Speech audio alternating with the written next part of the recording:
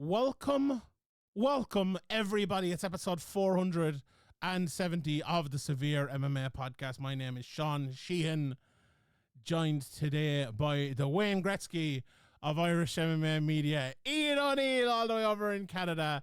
As I promised last week, we would have Ian on for a Chasing SevereMMA podcast today, as we've been doing the Chasing Back over on Patreon for a long time, and people very much enjoy it. So we're going to bring an episode of that to the SevereMMA Podcast this week. There's no big UFC card and everything like that. Cage Warriors have happened, but I believe you're doing a balance breakdown, aren't you, on that Cage Warriors card, Ian, as well. So we'll do that, yeah, balance breakdown, and obviously we'll do the Severe Setup full 302 preview as well. Yes, so maybe you'll join us for that as well. Do you know what? Count me in. Count me fucking in. So yeah, we'll be set. We'll be setting all the MMA the weekend.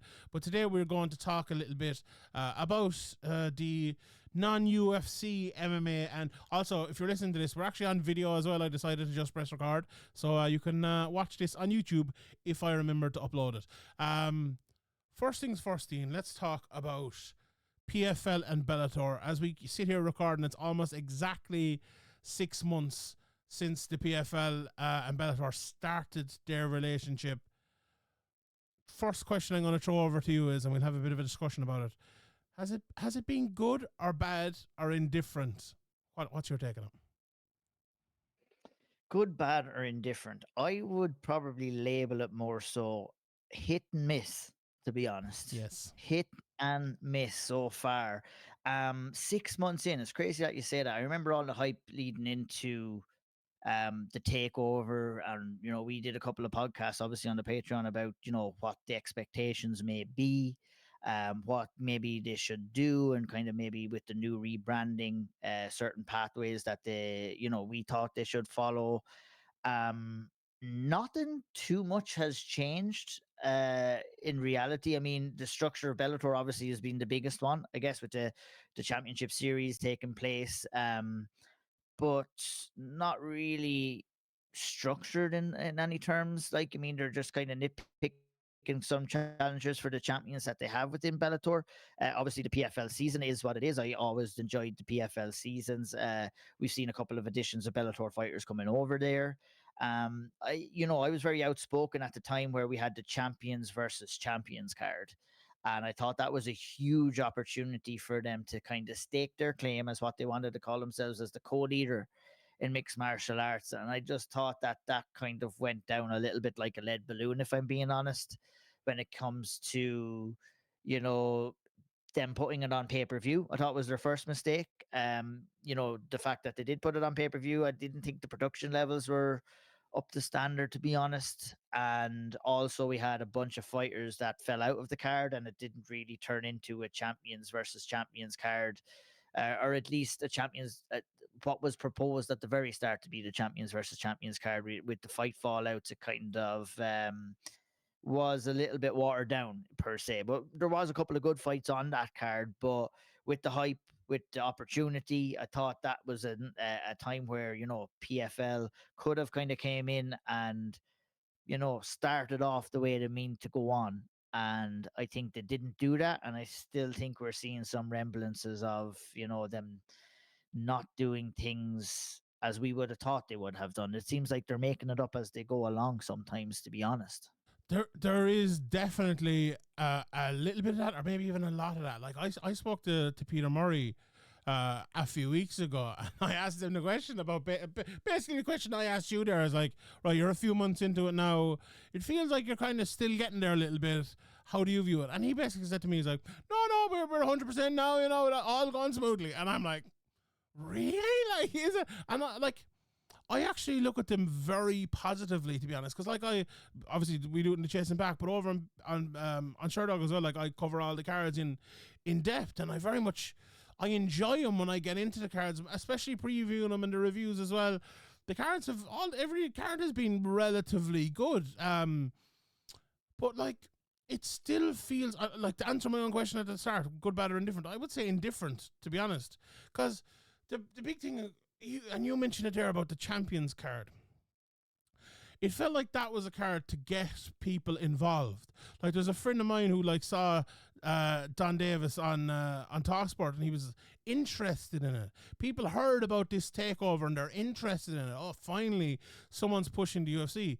And then the card comes on. The card, okay, fighters falling out and injuries and stuff didn't help it, but it feels like almost every single card that has happened has had like not no one watching it, but no one new watching it maybe, and that's not great. Like the you know, they've almost signed a whole band of new players, of new fighters, all of which, not all of which, but like, so all their best fighters now basically are Bellator fighters. They have signed like, if you're to talk about the top 10% of their roster, 9.5% of them have come to Bellator in the last, or PFL in the last 6 months. Yet people are still not very interested in it. I don't think that has much to do with the fighters as it has to do with like they're promoting them. I actually think like they have put on good cards, they have good fighters, they have good fights coming up, they have good fighters coming up, but there still seems to be like some sort of an indifference to them. Now, that's a very much an easier said than done type of a thing, and I absolutely and 100% acknowledge that. No shred or doubt about that.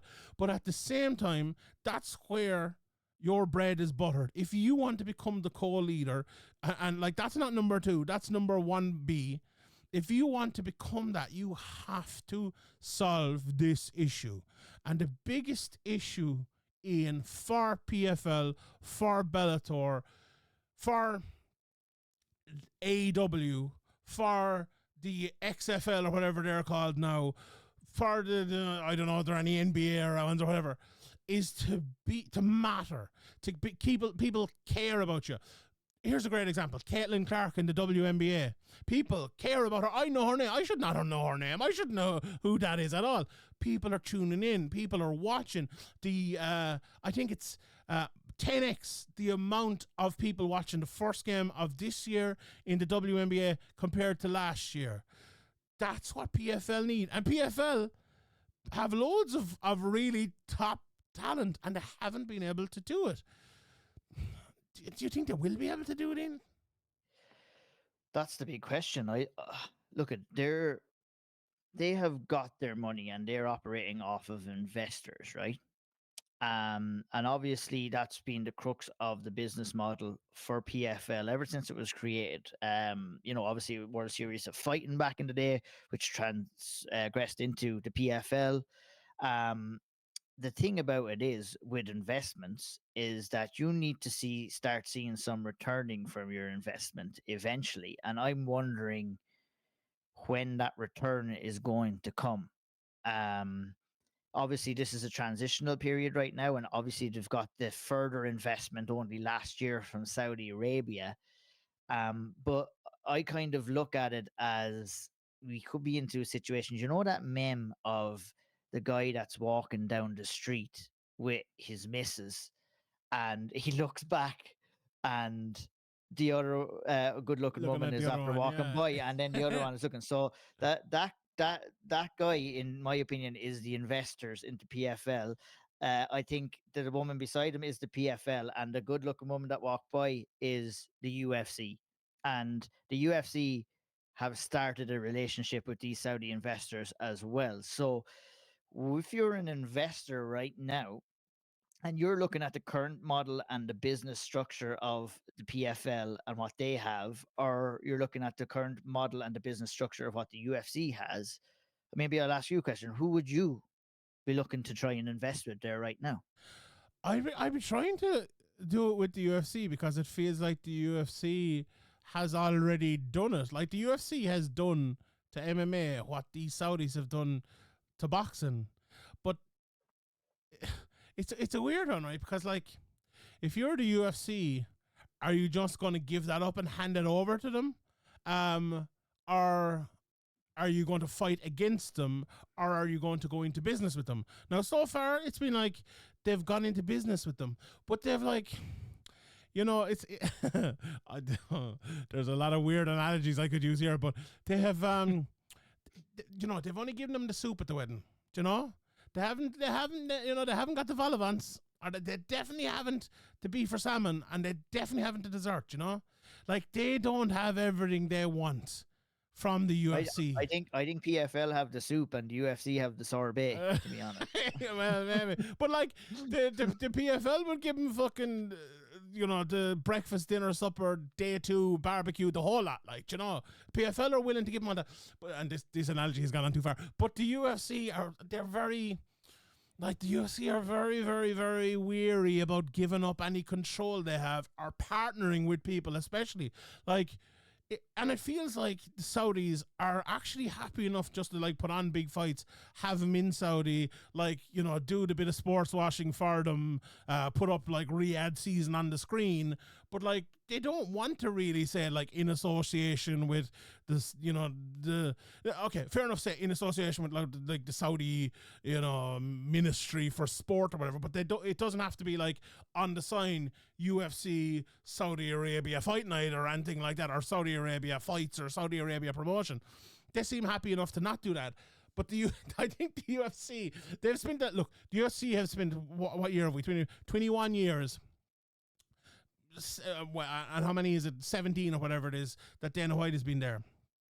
Or no, is it more? It's more than that. Sorry, 31 years and the 27. Basically, like saying we control this sport, we do everything with this. We refuse to go into business with Fedor because they wanted to co-promote. You know, Conor McGregor probably wants to co-promote. Let's see if that will happen. Are they going to do it with Saudi? Maybe they'll have to do it with Saudi because, like, what's the question to answer the question you asked? Would you go into bed with PFL if you're Saudi, or go into bed with UFC? No. Before I answer that question, again, let me mention that this is sports washing. This is not great. That Turkey Al Sheikh, I was reading up about him the other day. He was like an advisor to MBS. We know what MBS did. If you haven't looked into Jamal Khashoggi and all that, feel free to have a look into it. And I want to mention that every time we mention that. So, you know, that proviso is always there. But if you're the PFL and you want the UFC, first of all, you want the next McGregor fight, after Chandler, you want that in Riyadh. You want the next John Jones fight. You want all these big fights 4 or 5 times a year, whatever it might be. And if they give you that, you'll happily work with them. But if they won't give you that, if they try to lowball you on a shitty card again like they did last time, well, what do? Right? You do what they did in soccer. Because in soccer and in golf, I'm sure, like, they wanted to invest in the PGA. Now they might be investing in the PGA. They wanted to, like, go into bed with the Premier League. But what did they do now? They bought all the golf players. They bought all the Ronaldos and your Ruben Neves and all. They will go with PFL. PFL, as I said, will be happy to work with them. And the next time Conor McGregor's contract is up in 2 fights, they'll want to sign him. They'll want to sign Nate Diaz. They'll want to sign John Jones. They'll want to sign Izzy. But not just them. They'll want to sign Peyton Talbot. They'll want to sign Ian Gary. They'll want to sign Shavkat, the younger, up-and-coming, very, very good guys, and they'll go aggressively after him. Do you want that fight if you're the UFC? I'm not so sure. What's your take on the whole there's also a world that exists where they're just interested in investing in both companies as well, because they've got the money to throw around to do that as well at the same time. But, you know, maybe started a little bit negatively on the PFL. What they have done is they've signed and they have outbid early days, in, if you want to call it, bidding wars for these young and up and coming talents: Cedric Doumbé, Paul Hughes. And they've kind of used the model that Bellator had been using under the kind of the watch of Scott Coker, where Scott Coker was bringing in these young prospects as well and building them up through Bellator. A guy like AJ McKee, who's fought every single fight under somewhat under the Bellator banner, if you want to say it. And I think that's a good structure to have in place to kind of build that talent. But it's the bigger package. I mean, if we're to go to fights for fights, and we always try and you know, say, you know, Bellator fighters are world class, and they are world class. PFL fighters are world class, and you can match the fights for the fights all day. But it's not just about that. It's about the TV deals. It's about the production. It's about the advertising. It's about the hype that they can build around these cards. And right now, the UFC are head and shoulders above PFL in terms of building hype building a fan base. Obviously, look at the UFC have been around for so long; they've built that core fan base. But it's something I feel that the PFL are really going to have to concentrate over the next 2 or 3 years in order for them to be even close to competing with somebody like the UFC. And I would even go as far as to say that if they didn't kind of get those things right, that it could be the be all or the end all for an organization like PFL in reality, in my opinion. And I would totally agree. If they don't, let's say if they don't have Saudi as like a complete sugar daddy, or I have another point about Saudi as well in a second, but if what you said happens, I agree. Like Dana White said it, you put one organization that's losing money and you amalgamate it with another organization that's losing money. That's not a great thing, is it? But I think this the Saudi part, right? So the question that I posed at the start, and the question you always have to pose about the number two or the number threes, is the relevancy. How relevant are they? How much do people care? If they have Saudi, and if Saudi sign them all these big fighters and UFC aren't willing to go into bed with them as much as say they would want, maybe that's how you get it. Maybe 4 or 5 times a year, Saudi put on a card with, in the main event, you have Conor McGregor versus Nate Diaz. In the co-main event, you have Francis Ngannou versus whoever it might be. You know, you have Jake Paul. You have a couple of other, AJ McKee against Patricio. You have Paul Hughes, and maybe you sign another few people as well. Like, if they can, like, they're a Conor McGregor away from being that. Like, or they're 1 or 2 fighters away from being that. It'll take someone big, though. It'll take a big name, or it'll take a flurry of signings like that to make people think, to make the UFC thing.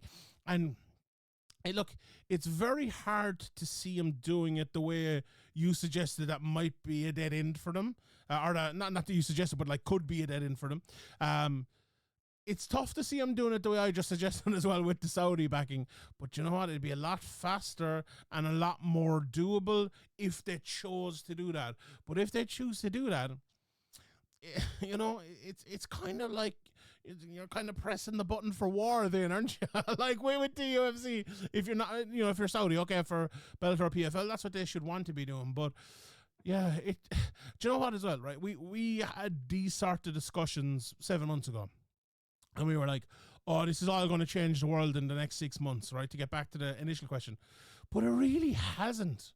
Like, nothing has really changed. Like, the PFL season started that first night. I was live tweeting about it, and I think Aaron Bronstetter tweeted, like, there's no one watching this here. Like, there's no one live tweeting about this. There's no one. Like, you see lads in, like, some of the biggest podcasts in MMA, and they're talking about, like, oh, this guy should sign for the PFL, and this guy. It's like Fabrizio Romano. Oh, this guy should sign for here. This guy should sign. First game of the season, he's not even watching the match. Like, I never tweet about a match. It's like everyone was like, oh, we should talk about PFL. We should have people go there. And then they don't even talk about the fights. Now, obviously, we're not that because we cover them in depth and on multiple different places and different occasions. But sometimes they make it hard for us to talk about it too, Sean. True. I'm a man that's living in Canada that can't watch a card right now. They have to deal with HBO Max. That's through a subscription service, and mainly in the US where that's available. I think maybe you can get it in Canada. I'm not too sure. They said Paramount was a choice for it, but you can't get that in Canada either. So we were kind of left in the lurch, and other areas of the world as well. And I think, that fact, plus what the UFC have done so well, that I don't know under the current structure if PFL are going to be able to do, is that they've put themselves in front of people's eyeballs, whether it be through a live event or on television. And when you go and you see a UFC live event, it adds to the fandom of it. Like, I remember the first one I ever went to, and it was like, oh my God, I can't wait to go and see the next one. But I would even liken that experience to an experience that I had more recently, is that I was over in Winnipeg for work. I caught a hockey playoff game, and it was the first ever hockey playoff game that I ever seen in my life. First ever live hockey game that I've seen in my life. And it was a brilliant experience. They put on a hell of a show. And I found myself coming back off that. I've not watched that much hockey, and now I'm here and I'm invested in the series now, and I'm watching other hockey games on the telly. And the UFC did that to fans. They brought the show everywhere that they could, and they put it in front of the fans' eyes and garner that level of entertainment. The PFL can't do that under the current structure with their season, where you're not competing for 4 or 5 months of the year. You're going from June until maybe November, December, and then you're off for 4 months. So you're kind of in a stage there where it's out of sight, out of mind. And yes, you do have the Bellator Championship Series that do kind of maybe fill in the gaps right now, but how sustainable is that either when you don't have a structure and rankings and number one contenders or narratives that could be built as well? So, I mean, they want to, like, PFL, and they can call themselves whatever they want. You want to call yourself the co-leader. You shouldn't be proud enough not to kind of follow in somewhat of the UFC's footsteps in order to gain that level of success that the UFC have garnered over the many years that they've existed as well. And I think I'm very curious to see. I thought it was going to happen. I thought we would see a little bit more of that structure given the fact that the takeover has been 6 months. But like you said, nothing has really changed, and we're seeing a lot more negative press now than we're seeing not positive press, with fighters coming out talking about not being paid and contracts not being kind of upheld, and fights not being offered and being put on the shelf. And for guys like Musasi and Cyborg and Diego Lima, those are veterans, and those are long, like Diego Lima, mainstay forever in Bellator, was one of the faces of Douglas. Bellator for Yeah. some time. uh Douglas Lima. Douglas, Yeah. sorry. Yeah. Douglas, sorry. Yeah, sorry, Douglas, sorry. But yeah, he yeah, it's not good when he's coming out and kind of backbiting. And we see Gegard Mousasi on the MMA are saying the same, that the PFL is the worst organization he's ever competed in. Whether you want to believe him or not, that headline is there, it exists, and that's not good PR as well. So that's why I said you can put on the fights and you can have great fights, but you really need to support that with the structure around it when it comes to being a well-run organization. Yeah, like that was the next topic I wanted to talk about, because it's one that's it's very hard to talk about, because it's very hard to know what's what, like, and what, because like the communication has obviously been an issue for PFL and Bellator in these 6 months. Again, it was another thing I asked Peter Murray about, and he was like, "No, that's," and it was part of the other question I was talking about. I was like, "No, that's fine. We're all set. We're all good." And I think they put Mike Hogan in there. Putting Mike Hogan in there, it definitely helped without a shadow of a doubt. But I don't think it helped everyone. And the weird thing about this is, right, what served them very badly? I think what served them badly in terms of the fighters here is that Chris Cyborg was the first one to do it, because I've a load of respect, and this is a very disrespectful thing to say, but no one listens to Chris Cyborg, right? Because Chris Cyborg has always been a complainer. We know it's not Chris Cyborg on Twitter; it's Ray Elby or whatever you call him, and even if the ingredients were legit, which they seem to be, people are not going to listen to that. It's like Calvin McLaren. Even if he says something genuine, no one's going to listen because he's such a fucking prick, right? It's the same. And Chris Albert, not to say she's that or anything, but she's like always giving out, and there's always something, and then half the time it's not true. But I feel like, as you mentioned, Musasi Lima, the fact that Dave came out in the last couple of days and said it, there was someone a while back as well who kind of said it as well. This is building, and it's getting more and more. And actually I saw as well Larissa Pacheco said it today. She's like, well, it's been a good while since I fought now. I'm willing to fight Chris Cyborg. Then, Ray Elby replied on Chris Cyborg's account and was like, yeah, like, I haven't been sent, I'm willing to fight, and I haven't been sent anything. So it's building and building and building. It very much seems to be, and it's weird, the Pacheco one. The Pacheco one is a little bit weird, but I think they're holding her off because they do want to do the Cyborg thing, and I think they've tried to do the Cyborg thing, but it feels like these people have big contracts. They don't want to pay them the same amount of money, and they're like, well, we'll just, like, you can just wait a while, and like maybe we'll give you a new contract, but 750 grand for Gegard Mousasi, and now I don't know if that's the number or not, but like, oh man, how about 50 grand? Something like that. It feels the way that Gegard was saying that he earned early stages of his Bellator contract 80,000, and I believe the newest one that they're haggling over is in around 250, as you were Oh well, saying okay. on My number is very big, so yeah. yeah, but at the same time, he said it himself, and I kind of agreed with him. Is like, I've been fighting for 20 years, so I've been fighting for 20 years to deserve a contract like that. And then I think the reports were that, what's being told is that it was signed before the takeover and it wasn't fully agreed on, and that's where it's going. But that's going to go to court, and that's it's just not a good thing to be kind of getting involved in when you're trying to kind of build up, the next kind of stage of your organization, that you're going into kind of fighter contract wrangling and stuff like that. It's just not a good look. And I think another thing that kind of didn't really pay too much dividends to PFL is the fact they lost Kayla Harrison. I think it was a huge loss Massive. at, Yeah. at the absolute worst time for them as well. For her then to come in, and then very weird flex from Don Davis to kind of go and say that, yeah, well, our former champion is going in and beating up your UFC fighters. It's a weird flex to kind of have there as well. And sometimes the less said, the better, in those kind of situations. But is there any positives that we can take from it, Shawnee? I feel that we've been very negative. Yeah, I don't know. Like, the fights have been good for the most part. It also kind of feels so. Last year, right, we had all the drug test failures, and it felt a little bit like the season was like, it was like a semi-season. It felt like it, and we both have all, yourself especially, really enjoyed those seasons. Last year just wasn't as enjoyable.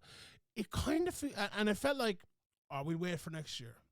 It feels like this year's almost we're waiting for next year as well. Because I look at it and I think, right, oh, next year Paul Hughes is going to be in there. Like, maybe AJ McKee will be in there next year. Maybe Patricio will be in there next year. Like, none of them are there this year. And there are some very good fighters in it. Make no mistake about it. But, like, I don't know. It just hasn't blown us away yet. And you're expecting to be blown away by it. Now, we have Francis Ngannou hopefully coming back and hopefully having a big fight in this Bellator pay-per-view series. The problem with that is, who wants to pay for another pay-per-view? The last time they did it, I know you especially, because you have to fucking pay for it. Unlike us over here, although we might have to pay for it too, but like, Well, I pay for it because I don't feel like, and I pay for UFCs as well.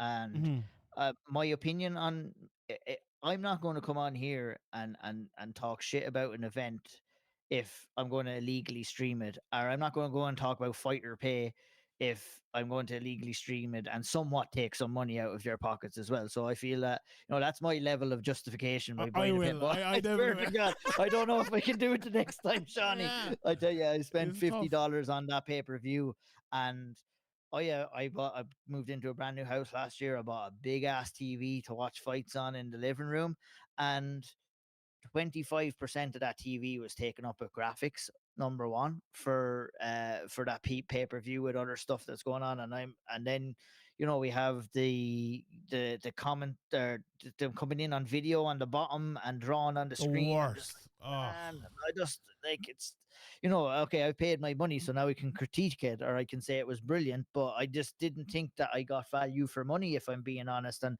I don't know where the value for money is going to be, even if Francis kind of comes back and fights, especially after how his last fight with Anthony Joshua went. I mean, like, most of his kind of mystique was taken away. Even though he did lose against Fury, he got the knockdown. Everyone felt that, he came out with that fight a winner, but, that was such a devastating loss against Joshua. And, I've struggled to find someone that's going to get me excited to see. Obviously, I want to see Francis fight mixed martial arts. I wish he never went over to boxing, but is he going to want to come back over and take what they would say 8 million payday to fight somebody that is maybe going to generate no buzz? Or does he have that Tyson Fury rematch on the table now, where he might be able to make 15 million or 20 million off of that? I know what direction I would be going in, and it's another like, PFL making promises that they can't keep is going to be a problem too. If they're promising us Francis Ngannou and they don't deliver, even if they're promising us Jake Paul, I couldn't give a shit about watching Jake Paul in mixed martial arts, if I'm being honest, but they're promising it. And if they don't deliver on it, it's going to be another kind of a negative look on them as well, to be honest. I think in conclusion, to wrap this up, we need a better last 6 months of the year than the first 6 months of the year. I think from, like, I'll say it again, you said positives. The fights have been good. The season has been good. There's no problem with that. Bits and pieces obviously haven't, but that's grand. But we need a bit of excitement. We need not just me and you to care, not just Kapoza to care, not just the 17 people on Twitter to care. We need, like, probably the vast majority of people listening to this to have a reason. Like, MMA fans, like, not, I was going to say lapsed MMA fans, but like the semi-hardcore MMA fans will watch something if you give them something to watch, and it feels like that just hasn't. And like, so, do you know what as well? Sometimes you have to force someone to watch something. Give them something so good that they can't miss it. And I feel like that's where PFL are lacking. But we'll talk more about that as we go. Let's look ahead to Bellator Dublin. Obviously, a lot of times in recent years, we used to, or maybe not in recent years, maybe a few years ago, we got a big card in Dublin, and we'd be breaking it down 8 or 9 times on the podcast, and they'd be like, "Oh, who's gonna fight who, and we're gonna." So let's do a bit of that, because it feels like a bit of old school SevereMMA podcast here. Let's run through a few of the fights here. First of all, main event: Jason Jackson versus Ramazan Kuramagomedov. Co-main event is going to be Paul Hughes versus Bobby King. Now we've Sinead Kavanagh, Arlene Blanco, Norbert Navinio Jr. versus Dalton Rasta. Some of the other fights on it. The Peter Creedy fight, unfortunately, is out. He's not fighting Yancy Ladeiros anymore. Simeon Paul's on the card. Brian Moore is fighting Francesco Nuzzi. Nathan Kelly is fighting Babakar Diata.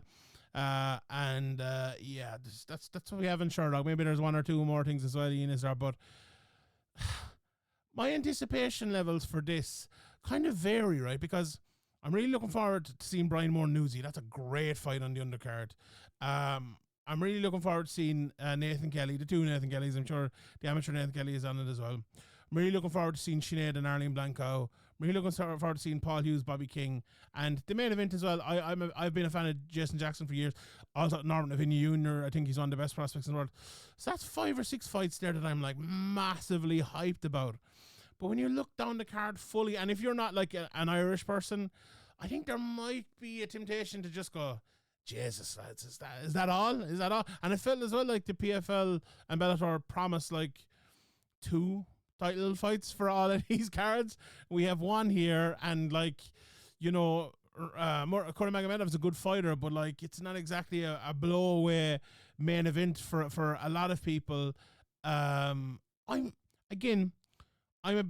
more, well, I was going to say I'm 50-50 on this card. I'm more probably like 80-20 on this card. I am looking forward to it an awful lot, but I don't know, will everyone, like, let's say if you're not Irish or don't care about the Irish MMA scene, I wonder, is there that level? And I know there isn't, but what's your level of interest in it? Like, because it's funny as well, right? Before you just say that, we very rarely sit down these days and actually look through the card and just do what I just did there and read it out. And sometimes we're like, well, let's take 5 minutes to actually think about it. Give us 5 minutes, Ian. Let's talk about it. What do you think of the card? Well, I'm certainly looking forward to the card. I think it's always a good occasion when Bellator brings the cards to Dublin. We obviously have the Irish interest on the card, and no more so than Paul Hughes, obviously making his promotional debut, the next chapter in his career. It's going to be exciting to see where that journey goes as well. I always love watching Sinead Kavanagh fight. It's a pity, that the Liam McCourt fight didn't really materialize. I think that that rematch would have probably garnered a lot more interest and just didn't work out.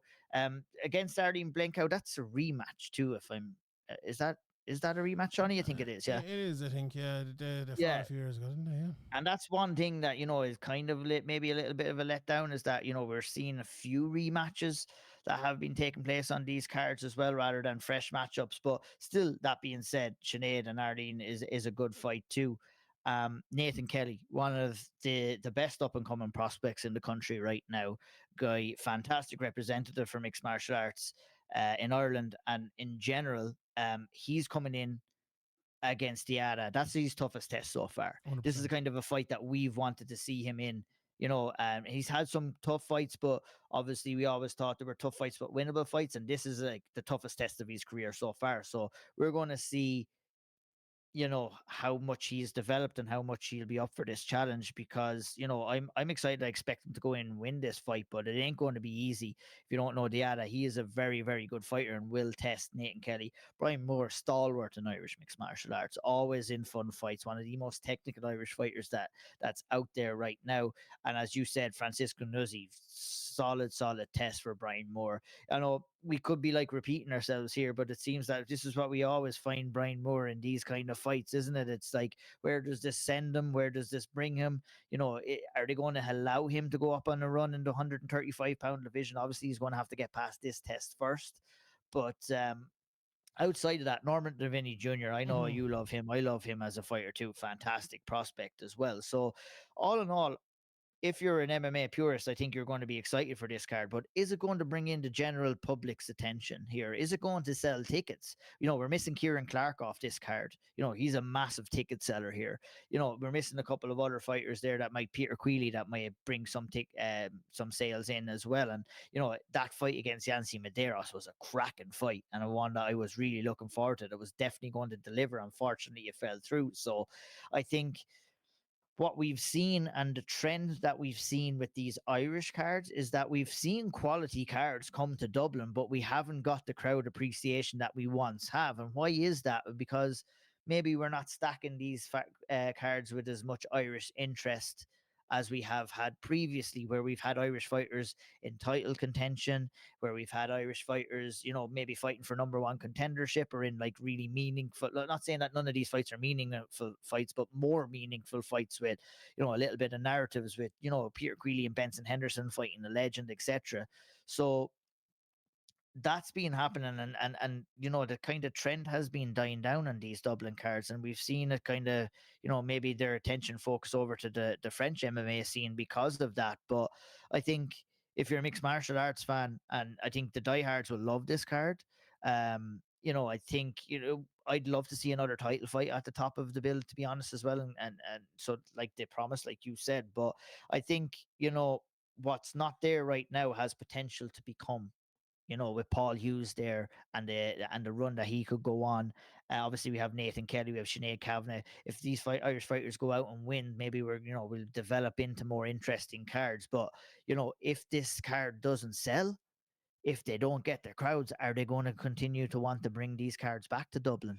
And I think that's a big question that's lingering over this card. Yeah, we're going to talk about the future of Irish cards as well in a minute, so maybe we'll jump back to that point. But I think you're right. It's like, there was one Irish card that was an absolute blowaway that everyone we wanted on it, and we were absolutely delighted with it. But I feel like almost all of the rest of them have been missing bits and pieces. Like, this is missing Peter Queally, an obvious one, but Queally got injured, so like we can't complain about that too much. Kieran Clark. Kieran must have something on or something, I think, because I don't know what's going on, but like he said, he can't be on this card, so like, yeah, he said it that from the get go. Yeah, he said that from the minute get-go. after that. So that's fair enough. Why is James Gallagher not on this card? Like this card, this just calling out for James Gallagher, to be honest. Give him a fucking, just give him anyone. Like, get James Gallagher on this card. He needs to be fighting all the time. Like, get him on this card. It's not fucking too late. We're a month out. I guarantee you James would jump in and take a fight in this card. I think it needs that, and it needed another title fight. Like, Dave, you've a pile of fighters sitting there do nothing. Like, get one of them on it. Like, get one of these fighters on it. Like, as I said again, very much looking forward to the fights, but just need one or two more. I want to touch on a couple of guys. Brian Moore, I want to touch on first. I like this Newsy fight, right? Because Newsy did so well last year in the PFL Europe tournament. If he beats him, I think I don't think. Well, it's a weird one because like, people probably won't know as much as they should how good of a win that'll be, but I think I'll tell them, right? People like myself and you will fucking tell them. But with Brian Moore, I haven't been as frustrated with how a fighter has been dealt with in Irish MMA as I am with Brian Moore, right? And because Brian's ready and willing to fight at all times. Like, he had a few injuries, but sure, we all have injuries down through the years. But most of the time, like, Brian has been there, ready, fit, willing to fight any weight class, any opponent. And they haven't And another thing, so you talked about selling tickets, and you're a fucking 100% right? Because the only dub towards the top of this card is Sinead Kavanagh, right? Paul Hughes will bring a few people with him as well, but like, you know, they've lost a lot of ticket sellers. Brian Moore, big ticket seller. Like, Brian Moore brings a lot of, you always hear when Brian Moore comes out, a lot of people come up from Wexford, and you know, you're from down that side of the country as well, kind of, I suppose. And you know, Kenny, not Wexford. No, but that's side. The East Midlands there, as I like to call it. I have no idea. I have no idea how close they are. But people, that feels like that side of the country, big MMA, and they follow and they get behind him. Brian Moore's such a likeable guy as well. What you've done with Peter Queally, you could do with Brian Moore. I firmly believe that. If you matchmake him the right way, put him in the right spots, he's a guy who will rise to the occasion. He gets the crowd behind him. People want to see him fight. He's a good fighter. He's an exciting fighter. He'll, as I said, take on anyone. And some people probably listen to this and go, Sean, you're biased or whatever. But like, they've done it with Peter Queally. They've done it with Queally. They did a great job with Queally for years. Do it with someone else. Let's get it done with Brian Moore. Like, it's, I think they tried to do it with Leah. Leah's a different sort of fighter, and I think Leah, the way they've been doing it with Leah more recently is the way to do it with Leah, getting her towards the title and getting her to improve and all of that. But like, Paul Hughes is another one that obviously that they will try to do it with, and I think he's another one that could succeed with that as well. But I don't know. It just feels like it's a missed opportunity with Brian. You've known Brian obviously longer than me even. Jesus, it's a pity, isn't it? I was lucky enough to, talking about Wexford, where I'm from Wexford town. I only drive. It's only about an hour away. I fought in White's Hotel in Wexford on the same card as Brian Moore in the very early stages of his career, and he was bringing a crowd back then. And the support is still there for him now. My biggest qualm with Brian Moore is exactly what you were saying here, is that Brian seems to be always fighting for his spot rather than being given the opportunity to go and take somebody else's spot. And I had this exact same conversation with Kieran Clark as well, and they're doing it with Kieran Clark as well. And I mean, what does he have to do here? I mean, you said give him the opportunity. He's been given opportunities before. He's helped Bellator out going in at short notice against AJ McKee, going in against some high-level guys on short notice as well. At what stage what does he have to do to kind of get these level of opportunities? And, you know, if we're being honest, in the current structure of Bellator, do we see those opportunities coming for Brian as well? It doesn't look too promising, and that's a crying shame for a guy of his technical ability and skill set, and in general, him as a person is another fantastic representative of Irish mixed martial arts as well, you know. And it's a shame, and I hope it changes. And look, at Brian will always tell you he wants to be in competitive fights, and he doesn't look at it as maybe the same as we look at it. In certain terms, he's up for the challenge. He's up for kind of coming in and defending his throne and against these young and up and coming fighters as well. But I don't know. Sometimes I just look at Brian as a guy who's paid his dues and deserves his dues at this stage, the same way as Peter Queally did it and deserved to get everything that he got within Bellator. I could not agree with you more that I'd love to see the exact same thing happening for Brian Moore. And look at maybe that's creating a 135-pound PFL tournament next year and sticking him in it, even if and give him a crack at the million. You know what I mean? Just I hope he gets his due rewards because he deserves it. And, you know, I'm looking forward to seeing him fight, as I am always looking forward to seeing him fight, because he goes out there and puts it all on the line. Win or lose is always in entertaining fights. And I just want to see him getting rewarded for the sacrifices that he's made in his whole career, to be honest. I couldn't agree more. Like, and I think a tournament to be perfect for Brian. I think he caused shocks and that, and yeah, I'd love to. He'd be a guy I'd say that would absolutely love that quick turnaround as well. 100%. Yeah, without a doubt. Let's talk about Paul Hughes before we move on from this. Obviously, we talked about Paul Hughes. People are nearly sick about talking about Paul Hughes at this stage, but the Bobby King fight has been announced now. A good, solid fight, a good test, and obviously, I think will be a winnable fight. Do you know what? The one thing, and there's a lot of different things to talk about with Paul Hughes, but like, for the last few years, he's had a very set mindset, right? His mindset is right. I need to get to the UFC. I need to get to the UFC. I need to get to the, or, well, I need to get past cage warriors. Let's put it that way. I need to get a big contract for myself.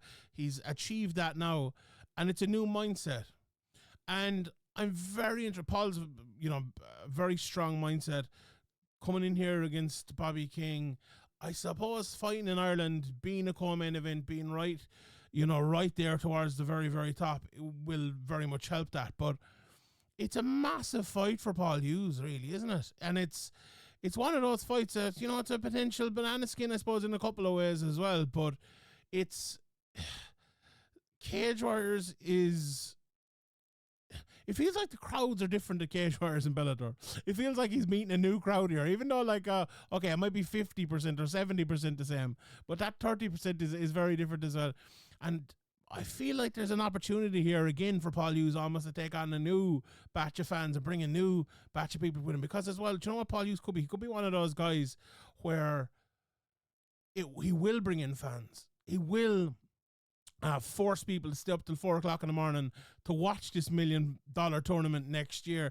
Like Brendan Loughnane did that a little bit when, with the Manchester posse, and then he went to the finale and won the million as well. Paul Hughes could very much do the same thing. Now, I think it's going to be very much a tougher route than Loughnane had, and a tougher route than probably anyone has had next year in that 155-pound tournament. But this is where it all starts for Paul. It's a massive fight for him, really, Ian, isn't it?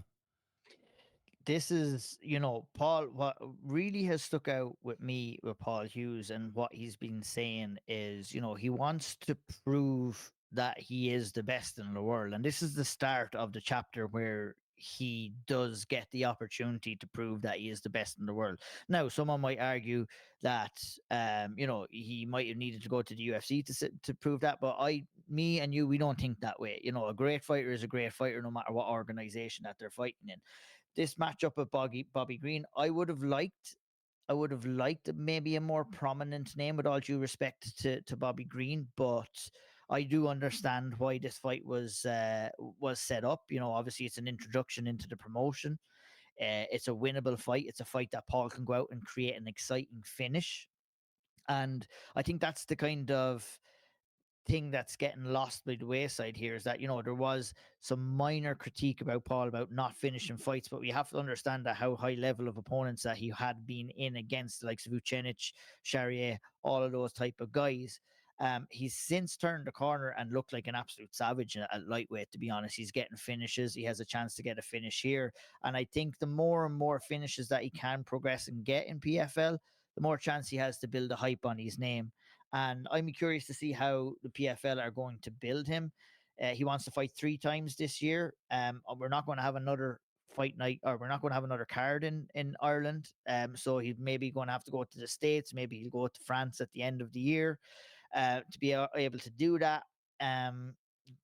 Those things will not help him build his star power within Ireland, I don't think. But maybe Paul will tell you himself that, the star power in Ireland is one thing, but global star power is probably more important to him at this stage of his career right now. So this is an introductory fight for him. This is, I would label it somewhat a showcase fight. But what I want to see from the PFL is I want to see, legit challenges to get him ready for that tournament setting next year. That because he's going to be ultimately tested in that tournament, and that's where Paul can deliver on his claims that he is one of the best in the world. He'll go out there and do what he's supposed to do against a guy like Bobby Green and maybe some other guys this year. But next year you got to be set to getting yourself completely set up for that, because that is the proven ground. That is where you'll be out there. You will be on the world scene. Everyone will be watching those tournaments, fighting for a million against top level competition.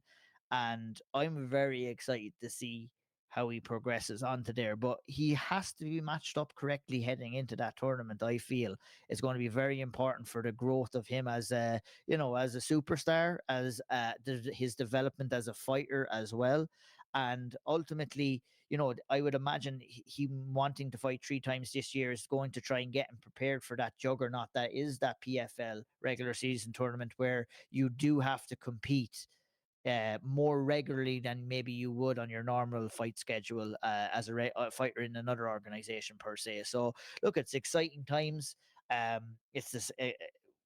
we were sick and we were blue in the face from saying what's next and where he should be going. I'm glad that that's over now. We had to say it, and we had to continue to say it, and we had to continue to build and say what we felt we deserved to see for Paul, or whatever he deserved, and he went and he made his decision.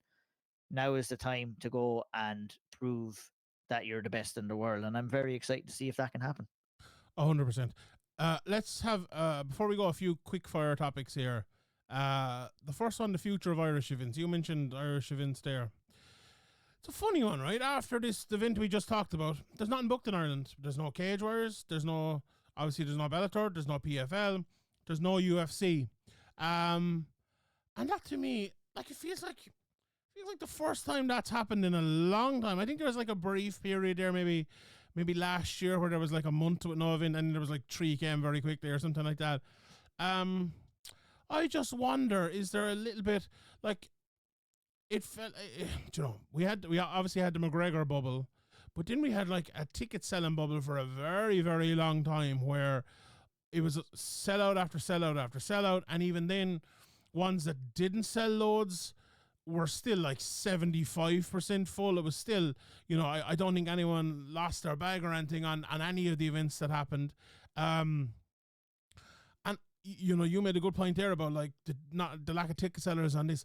I just wonder, like, do you know what? The more I think about it, I think this could be a big card, because if this doesn't sell massively, will they think about coming back? Like, it looks like the PFL finale, which was on in Dublin last year, is not going to be on in Dublin this year. Now, we never know. Maybe it will be towards the end of the year. It was announced for Lyon on December 14 in France. So that's what I meant. They're going back to France now. They're really leaning on that market, like they did with the Irish market when, business was booming for them on a couple of those Bellator events. So I'd seen today, I don't know whether it was an announcement was made last week, I should say. I saw December 14th, Lyon is going to be the PFL Championship event for the European card. Is that a bit of a worrying, or am I overreacting? No, I think that is a bit of a worry. I think that is definitely a bit of a worry, because let's go back to the last PFL card in December. They were basically selling tickets for €10 to try and get people in the door. And that's not the business that they wanted to create. And obviously, the fact that they're going back to France, they're selling out arenas. They can go there on a Thursday night and they can sell an arena. They can go there on a Friday. They can sell an arena. They can go there on a Saturday. Businesses are booming in French MMA right now, and the fans are hungry for it. And it's a thing that I've been thinking about right now, because, Irish people are combat sports fans. And I'm wondering, what is it that's going to re-capture the imagination and get these cards? Was it, be careful what you wish for? We always wanted these big shows in Ireland, and then we almost got an abundance of them where people have burnt out. And look, there's loads of different factors here: the cost of tickets, the cost of staying in a hotel in Dublin. Inflation is through the roof right now, and people are struggling out there. So going to a mixed martial arts event in Dublin might not be the top of anybody's agenda right now. And I really and truly think that it may be that much wanted UFC event that might set the spark within the country again, where we maybe see a big Irish card, or maybe Ian Gary coming over and a couple of the other Irish stars on there, where we can get that hunger back. But yeah, it's definitely worrying times, and it's worrying for the Irish fighters that are on the Bellator PFL roster as well, because the only time that they're getting any action is on these Irish cards. And you wonder, if you have a lack of Irish cards, is it going to be a lack of opportunity to compete on these cards? Now, maybe they'll bring them over and they'll have a few, they do have a few competing in like Newcastle, and maybe they'll bring a few over to Paris and stuff like that. But, if I was a fighter there, it'd definitely be on the back of my mind. But the fact that we're starting to dwindle down a little bit on these cards. We've had, I guess we've had the Belfast card and the Dublin card this year, but last year there was an abundance of cards from different promotions, and kind of the interest seems to be dying, and the fan base is telling the promotion that they're not as once intrigued to go to these events for one reason or another as they once were. And it's we'll move on from this as well, but like, Irish sport is booming at the moment in terms of people going to sport. Like the hurling championship at the moment, there's 40,000 at 3 or 4 games a weekend. Like, Leinster doing real well in the rugby. Didn't they have like 80,000 people in Croke Park not too long ago, and filling out TV even on Munster are back doing well. There's a lot of Katie Taylor fought in Ireland a couple of times over the last few years as well. Like, sports fans in Ireland, I think, are a little bit different to sports fans, especially in America, but in the UK as well, where maybe not necessarily in the UK, but in America. I feel MMA fans. Sorry, I feel like MMA fans are more sports fans here, whereas I think you'd find a lot of MMA fans that are just MMA fans in maybe America and other countries, and I think that is a little bit of a difference in Ireland. So it's not going to be easy. But anyway, that's it. I think we'll talk about a lot more over the next while. I want to touch on one championship, and I want to touch on Invicta, Ian, before my last thing I want to talk about as well. I feel like one championship, they haven't had a great year. I think a lot of it is down to bad luck. The last big card, I think it was a 166 card, just getting injuries all over the place. Now Stamp is injured out of her fight with Denise Amwanga. She was actually booked in 2 fights. She was supposed to fight for the championship above as well against Xingyang Zhang as well. So she's probably going to be out of that fight. I think she did her meniscus and had surgery. Oh, she's definitely going to be out. She just had surgery there, and there's no way that she'll be back for the massive blow. The biggest star in one right now. They need their stars to be competing right now, and I'll let you continue, I guess, before I share my thoughts, and I'll just put it in there. I know I'll throw that over to you, but about that bad luck, but also these mixed cards. I feel like I like the mixed cards up until a certain point, and they've definitely drawn back a little bit and put a little bit more MMA. But then it feels like all the MMA fighters are getting fucking injured, and it's back to square one again. One championship again, and again, there's always like a dispute or two coming up at one championship and their fighters. Maybe less so over the last few months. Maybe that's something they've improved on. I do think, with all the talk people say about Chatry, I do think he tries his best and he tries to improve him and tries to keep him going. He's done a good job of keeping him going. You can have your opinion on the rest, but it's just been a tough fight. And do you know why it's been a tough time for one championship? I feel like for the last few years, especially since I've been covering them over in Sherdog and we've been doing them on the chest and back, I feel like it's always been a good product. Like there's almost never been like bad cards, or like they haven't had someone we wanted to see fighting regularly. But now there's been so many injuries. We haven't seen Soldic in ages. We obviously had that 166 card. There was injuries on that, so some of the big fights didn't happen. But then we'd Malyakin, and he's has so many belts now. We're not seeing as many title fights. It just seen feels like too many rematches time. too, Shawnee. I think, to be honest, as well. There's a lot of rematches, and that makes you wonder about the strength of the roster that they have, especially in mixed martial arts. You're getting a handful of mixed martial arts fights on each one of these cards, and every second or third card we're seeing a rematch pop up and a rematch pop up, and it kind of takes a little bit of value away from those kind of cards as well. I think you have that level of freshness that still exists within the Muay Thai and the kickboxing world, because they've really nailed down that, because they don't really have too much competitors there. Obviously, look, you're going to have the high level Thai kickboxing in Thailand and stuff like that. You have Glory as well, but even with Brazilian Jiu Jitsu, there's not one. They have a lot of the kind of bigger names there as well, where they can create excitement. But if we're talking purely about mixed martial arts, we look back to the sad story of the Lee family that was absolutely detrimental to one championships, in my opinion, and that family, they deserve every right to take the step away. How could you have your head right to go and compete again? So I felt that one championship's core was based off of the Lee family and their progression within the mixed martial arts realm, and to lose them was a huge blow to one championships. And the fact that they brought the likes of Eddie Alvarez and a couple of others over there, Soldic, Mighty Mouse, didn't maybe go as to plan as they would have expected to. Mighty Mouse is on the shelf right now. What's he going to do again? Like, do they have any challenges to get him going? They've already tried the Rod Tang thing and the mixed rules fight. It seems like they're slowly running out of ideas, and they don't have the kind of roster to kind of capture the imagination of fans to kind of keep interesting, intriguing fights happening, because there's only so many times you can watch the same two people fight again. Like, how many times have we seen Malakin and De Ridder fight? Four times now at this stage for 3 or 4 different belts. Yeah, you can do the up and down weight classes, and that kind of sets a level of intrigue, and but that will slowly fizzle out, and it's not looking good for one championship. And I'm a guy that, the same as yourself, I truly enjoyed and was hyped. I would even say last year that some of the one championships cards were one of my favorite cards to watch of all time. Not of all time, but of the year, I should say. I'm a big fan, obviously, of kickboxing and Muay Thai as well.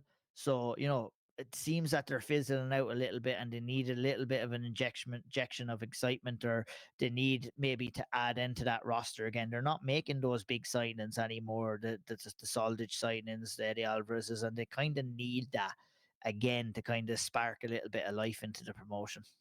Yeah, and I think with Stamp injured, it's going to be because like two of their biggest fights coming up are both Stamp fights, so that's a big issue.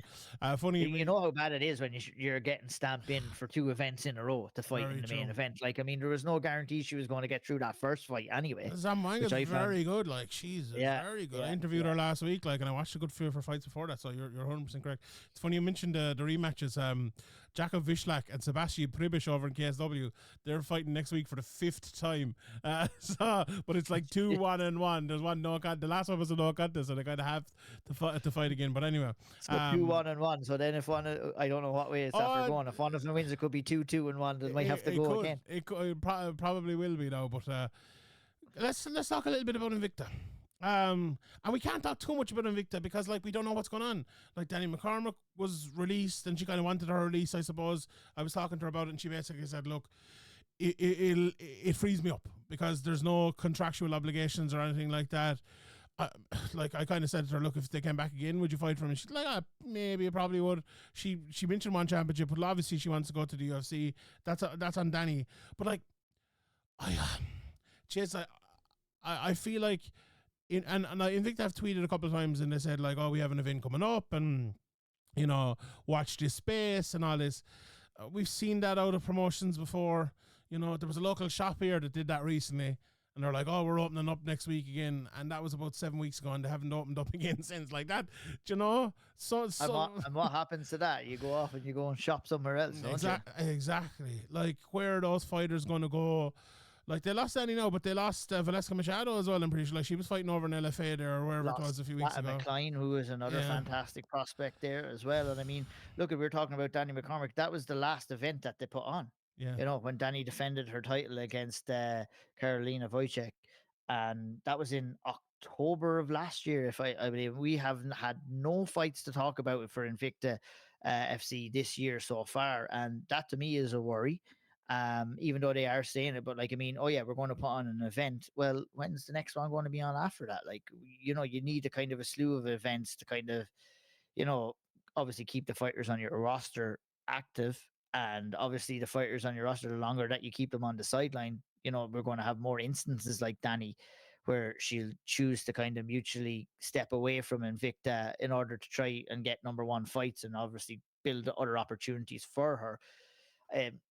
With Invicta, for me, I think the biggest kind of detriment to them was the minute that they separated from the UFC and from UFC Fight Pass. They need to get back there, like, get back on fucking Fight Pass.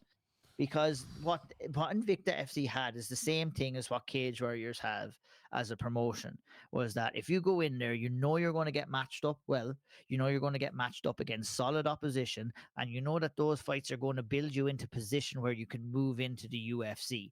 And unfortunately for the fighters that exist in Invicta, as soon as that relationship crumpled, that kind of avenue was kind of gone for Invicta, and they have really been struggling ever since. They have, but you know what really shows the importance of Invicta? Because I think we all agree down through the years they've been very important. We just mentioned Danny McCormick. We just mentioned Fana McLean. We just mentioned Velasquez Machado.